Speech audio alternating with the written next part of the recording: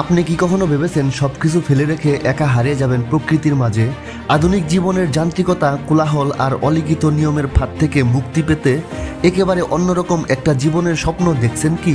Christopher ম্যাকক্যান্ডোলেস ঠিক তাই করেছিলেন। 1990 সালে তিনি জর্জিয়ার এমরি ইউনিভার্সিটি থেকে গ্র্যাজুয়েট করেন, কিন্তু ঠিক সেই সময় তিনি উপলব্ধি করেন এই জীবন তার জন্য নয়। তিনি সবকিছু ছেড়ে দিতে চান, পরিবার, টাকা, গাড়ি, প্রযুক্তি সব। তার ভেতরে জন্ম নেয় এক গভীর আকাঙ্ক্ষা, যা প্রকৃতিকে আপন করে নেওয়ার, একাকিত্বকে আলিঙ্গন করার, নিজেকে খুঁজে পাওয়ার।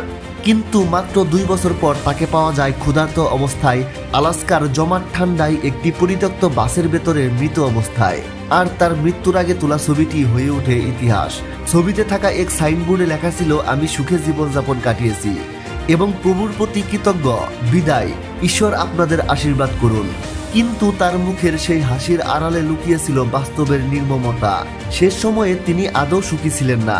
আপনি হয়তো তার গল্প জানেন ইন্টু দ্য ওয়ার্ল্ড বই থেকে, বা 2007 সালে এই কাহিনী দিয়ে নির্মিত সিনেমা থেকে। এই ভিডিওতে আমরা জানবো সেই সাহসী কিন্তু করুণ সার্ভাইভাল জার্নির অজানা অধ্যায়গুলো। তো বন্ধুরা, ভিডিওটি শেষ পর্যন্ত দেখুন, কারণ এর আগে এরকম বাস্তব ঘটনার ভিডিও হয়তো কখনোই দেখেননি। ক্রিস্টোফার বা সংক্ষেপে ক্রিস ছিলেন একজন মেধাবী ছাত্র এবং ধনী পরিবারের সন্তান, কিন্তু তিনি ধীরে ধীরে সমাজের প্রতি আস্থা হারিয়ে ফেলেন। তার বিশ্বাস ছিল আধুনিক জীবন মানুষের প্রকৃত সত্তাকে বিষিয়ে দিচ্ছে। তাই তিনি সিদ্ধান্ত নেন সাধারণ জীবনের পথ ছেড়ে যতটা সম্ভব সমাজ থেকে দূরে চলে যাবেন। ক্রিস তার সঞ্চয়ের $24,000 দান করেন অক্সফামে। এরপর এরকম চিরতরে ঘর ছেড়ে বেরিয়ে পড়েন। তার যাত্রা ছিল কোনো সাধারণ গ্যাপ ইয়ার নয়। তিনি চেয়েছিলেন পুরনো পরিচয়, টাকা পয়সা, সামাজিক সম্পর্ক সব ফেলে এক নতুন জীবন শুরু করতে। এমনকি নিজের নামটাও বদলে ফেলেন, আলেকজান্ডার সুপার ট্রাম্প। তিনি একা চলতে থাকেন, গাড়িতে, পায়ে হেঁটে, হিটসাইক করে, কখনো কখনো নৌকায় চড়ে নদীতে পেরিয়ে। অবশেষে 1992 সালের এপ্রিল মাসে তিনি পৌঁছান আলাস্কার ফেয়ারব্যাঙ্কসে।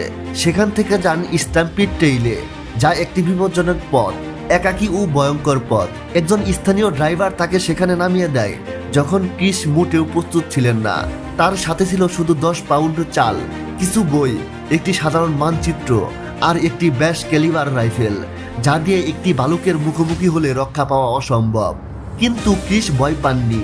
তিনি ছিলেন একেবারে দৃঢ় প্রতিজ্ঞ। একটি পুরনো পরিত্যক্ত বাসে তিনি নিজের ক্যাম্প তৈরি করেন। সেখানে শুরু হয় প্রকৃতির সঙ্গে তার যুদ্ধ। তিনি ক্ষুধার্ত অবস্থায় বেরি ফল খেতেন, ছোট প্রাণী শিকার করতেন, এমনকি একবার একটি হরিণও শিকার করেন। কিন্তু হরিণের মাংস তিনি সংরক্ষণ করতে না জানায় তা দ্রুত পচে যায়, আর সেই ভুল তাকে আরও দুর্বল করে তোলে।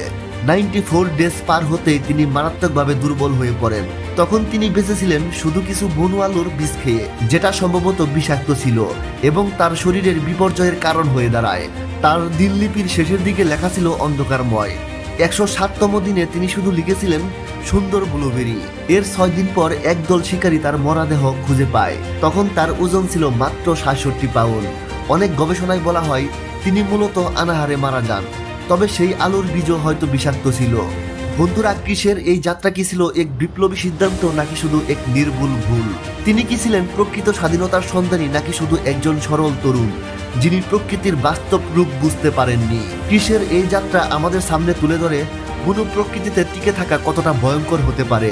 এটা শুধু একজন যুবকের গল্প নয়, এটা এক আত্মার অন্বেষণের, এক সহিষ্ণুতা এবং এক অসাধারণ সার্ভাইভাল স্পিরিটের গল্প। ইন্টু দ্য ওয়ার্ল্ড, প্রকৃতির মাঝে একা কিন্তু নিজের কাছে একেবারে সত্য। বন্ধুরা, যদি এই ধরনের বাস্তব সার্ভাইভাল কাহিনী আপনার ভালো লাগে, তাহলে ভিডিওটিতে একটি লাইক করুন, শেয়ার করুন আর সাবস্ক্রাইব করতে ভুলবেন না। তো বন্ধুরা, এই ছিল আজকের ভিডিও। প্রকৃতি আপনার সঙ্গী হোক, এটাই কাম্য। ধন্যবাদ সবাইকে।